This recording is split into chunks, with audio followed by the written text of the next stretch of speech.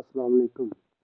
अब हम डिस्कस करेंगे इन्वेंटरी सिस्टम का क्वेश्चन नंबर 6.4 ए, जिसके अंदर बताया गया कि लैम्प्रेनो अप्लायंसेस जोड़ेगा परपेचुअल इन्वेंटरी सिस्टम। सबसे पहले आपने याद रखना है कि इसमें उसने बताया है कि ये परपेचुअल इन्वेंटरी सिस्टम को यूज़ करती है। तो अब हमने जितने भी एंट्रीज हैं वो परपेचुअल के हिसाब से करनी है। और इसके अंदर उसने बताया अब इसने जून 10 को परचेज की है, 10 टेलीविजन परचेज की है मिशू इंडस्ट्री से, ऑन अकाउंट उधार पे परचेजिंग की है। इनवॉइस प्राइस उसकी 300 रुपया पर यूनिट है। वो टोटल जो है ना वो 3,000 रुपये के टेलीविजन थे। वो टर्म ऑफ परचेज थी 210 नेट 30। अगर 10 डेज में वो पेमेंट करेगा 2% डिस्काउंट, अगर नहीं करेगा 30 डेज में करेगा तो उसको फुल प्राइस ही पे करनी पड़ेगी। तो इसकी हम एंट्री की तरफ चलते हैं। तो जैसा कि इसमें वो नेट इसके अंदर इसमें ना जो इसकी रिक्वायरमेंट है ना वो ये है कि prepare journal entry to record this transaction assuming that Lamprino record purchases of merchandise at net cost. और दूसरी रिक्वायरमेंट है ग्रॉस इनवॉइस प्राइस। सबसे पहले हम नेट कॉस्ट पे देखेंगे। तो ये नेट वैल्यू पे आ जाएगा Lamprino journal inventory perpetual inventory system. और नेट पे जब हम अमाउंट को राइट करते हैं तो उसकी हम नेट वैल्यू निकालते हैं। अब तो ग्रोस वैल्यू थी 3,000, 2% डिस्काउंट था, 60 रुपीज बनेंगे। 3,000 में 60 माइनस करेंगे तो 2940 आ जाएगा। अब परपेचुअल इन्वेंटरी सिस्टम के अंदर आपको जैसे बताया गया था कि इसकी इन्वेंट जो परचेजिंग की एंट्री होती है वो होती है inventory account to account payable. क्योंकि अकाउंट पेएबल इससे लिखेंगे कि हमने ऑन अकाउंट उधार पे मान लिया था उनसे। Inventory account debit, account payable, account credit, 2940 इसके बाद सेकंड एंट्री जो जून 15 की है उसकी तरफ चलते हैं। जून 15 को वो बता रहा है कि उसने ना एक टेलीविजन सोल्ड किया है 450 रुपीज का कैश के अंदर। ठीक है, 450 का एक टीवी बेचा और कैश में बेचा। अब सेल्स की एंट्री करेंगे। सेल्स की एंट्री होती है cash account to sales account 450। अब हम इसका सीजीएस भी यही कैलकुलेट कर लेंगे। CGS account inventory account. अब हमें 10 टीवी मिले थे 2940 के, इसको डिवाइडेड बाय 10 करेंगे तो एक टीवी कॉस्ट आ जाएगी 29294। 294 इसकी एक टीवी की कॉस्ट थी, वो हम इसमें मेंशन कर देंगे। थर्ड एंट्री की तरफ चलते हैं। जून के 20 उसने कहा जी उसने जो अकाउंट पेएबल था उसके बकाया जाते मिट्सू इंडस्ट्री को उसने विद इन डिस्काउंट पीरियड पे कर दिए। विद इन डिस्काउंट पीरियड की जो नेट वैल्यू के अंदर एंट्री होगी वो account payable to cash 2940 to 2940। अब उसने बी रिक्वायरमेंट इसी ए रिक्वायरमेंट का पार्ट टू पूछा था ग्रोस वैल्यू के अंदर। जब हम इसको ग्रोस वैल्यू पे करेंगे तो इन्वेंट्री टू अकाउंट पेएबल 3,000 का 3,000 आ जाएगा। जून 15 को एक टेलीविजन सेल हुआ ग्रोस प्राइस पे। तो वो कैश तो हमेशा ग्रोस पे लिखी जाती है, सेल्स तो हमेशा ग्रोस प्राइस पे लिखी जाती है। Cash to sales 450। और इसका सीजीएस रहेगा 300, क्योंकि ग्रोस प्राइस ले रहे हैं हम, डिस्काउंटेड प्राइस नहीं ले रहे इस केस के अंदर। उसके पेमेंट भी इस तरह होगी। अकाउंट पेएबल हमारा 3,000 था ग्रोस के अंदर, लेकिन कैश हमने पे किया 2940। इसकी क्या वजह है? क्योंकि हमें परचेज डिस्काउंट मिल गया 210। हमारी वो परचेज की टर्म थी डिस्काउंट की, 60 रुपीज हमारा डिस्काउंट आ गया। 2940 हमने पेमेंट की, 3,000 देना था। ये इसकी होगी रिक्वायरमेंट नंबर ए। अब इसकी रिक्वायरमेंट नंबर बी पढ़ते हैं। उसने कहा ज्यूम करें कि लेम्प्रिनो did not pay Mitsu industry with in the discount period.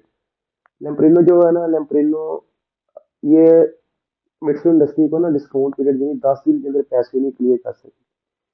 जबकि उसने कहा कि इसने फुल प्राइस पैसे अदा किए हैं 10 जुलाई को, यानी एक माह के अंदर पैसे दिए। उसने कहा अब इसकी ना जर्नल एंट्री रिकॉर्ड करें, इसकी नेट कॉस्ट में भी ग्रॉस प्राइस प्राइस में भी। तो अब हम इसकी जर्नल एंट्रीज करेंगे। बी एंट्रीज का पार्ट 1 नेट प्राइस पे और पार्ट 2 ग्रॉस प्राइस पे। उसने जुलाई 10 में एक माह के बाद पैसे दिए। तो एंट्री वही है अकाउंट पेबल टू कैश, लेकिन अकाउंट पेबल था 2940, कैश उसने 3,000 दिया। और जो उसको डिस्काउंट मिलना था वो उसका लॉस में चला जाएगा, वो 60 इधर आ जाएगा। Paid after discount period. अब इसकी जो बी एंट्री है वो यही है, ग्रॉस वैल्यू पे अकाउंट पेएबल टू कैश 3,000 था, 3,000 ही देना। सी में पूछा भी कौन सा मेथड बेस्ट है, तो इसमें nest coat method is best and provide useful information. तो ये था इसका सोल्यूशन 6.4 बी का। इसमें सबसे पहले नेट वैल्यू पे, फिर ग्रोस वैल्यू पे, इसी तरह फिर जो आफ्टर डिस्काउंट पीरियड की जो पेमेंट है उसकी नेट वैल्यू, उसकी ग्रोस वैल्यू, और एंड में उसने पूछा कौन सा सिस्टम बेस्ट है। इसी तरह का क्वेश्चन है 6.4 बी, वो भी साथ ही डिस्कस कर लेते हैं हम। ये रहा 6.4 बी, जिसमें मेरी TV uses perpetual inventory system same as it is वैसे ही है, सिर्फ नेम का फर्क है या अमाउंट का फर्क है। इसमें उसने 8 परचेज किए, 8 TV from Vusa industries on account, price is 350 per unit and total is 2800, term is 210। तो सेम वही सिनेरियो है इसके अंदर भी कि हमने पहले नेट कॉस्ट पे रिकॉर्ड करनी है, फिर ग्रोथ पे करनी है। तो चलते हैं इसके सोल्यूशन की तरफ। तो ये जी उसने सबसे पहले 6 मई को इन्वेंट्री परचेज की है। जब ये 2800 का हम 210 लेंगे ना, तो वो आएगा 66 रुपीज। तो 28 में 66 माइनस करेंगे 2744 आएगा। Inventory account to account payable 2744। और इसी में ना मैंने ग्रोस भी इसके बिल्कुल अपोजिट ही चला दी है। तो ग्रोस की भी एंट्री आप साथ ही समझ लें, ग्रोस में 2800 आ जाएगी पहली एंट्री पे। अब उसने पेड की टू टू टीवी सोल्ड किए 600 रुपए के कैश। तो 600 को उसने 2 टीवी बेची है। Cash account to sales, cash to sales, 600 600 600 600। अब इसके अंदर सीजीएस की एंट्री करेंगे। सीजीएस जो है उसका 686 रुपीज के 2 टीवी बनेंगे, क्योंकि 350 का तो उसकी परचेज थी। 350 का जब हम लेंगे ना 20, जब इसमें से माइनस करेंगे 350 में से, तो ये आंसर आएगा आपका 343। 343 का 8 टीवी था, उनकी कॉस्ट प्राइस, उसको 2 से मल्टीप्लाई करके 686 आएगा इसकी कॉस्ट प्राइस। और इधर जब हम ग्रोस वैल्यू पे लेंगे तो 350 को 2 से मल्टीप्लाई करके 700 इसकी ग्रोस प्राइस आ जाएगी। अब उस अगर वो उसने थर्ड एंट्री करी है कि अगर वो इसके अंदर पे कर देता है अपने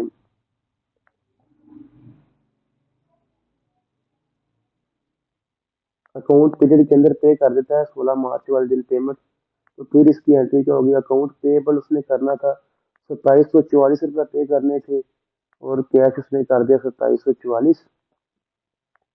और ग्रोस वैल्यू के अंदर उसने करना था, अकाउंट पेबल था 2800, लेकिन उसने 2744 रुपया पे किए।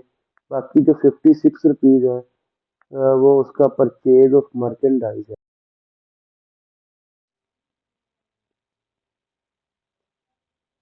56 रुपीज ये उसके परचेज ऑफ मर्चेंडाइज आ जाएगा, मर्चेंडाइज डिस्काउंट आ जाएगा उसका।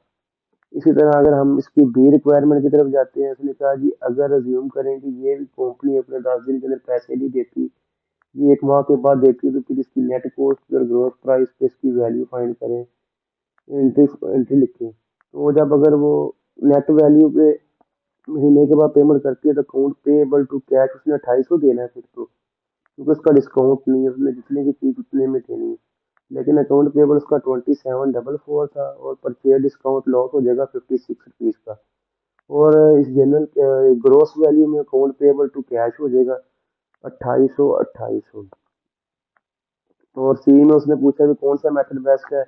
Net cost method is best है because it to get useful, हमें बहुत यूजफुल मिल जाता है, क्योंकि इसके अंदर हम नेट प्राइस पे चीजें जो है ना वो नोट करते रहते हैं। तो ये थे ये इस दोनों क्वेश्चन के सोल्यूशन 6.4 ए, 6.4 बी। उम्मीद है कि आपको समझ आई होगी।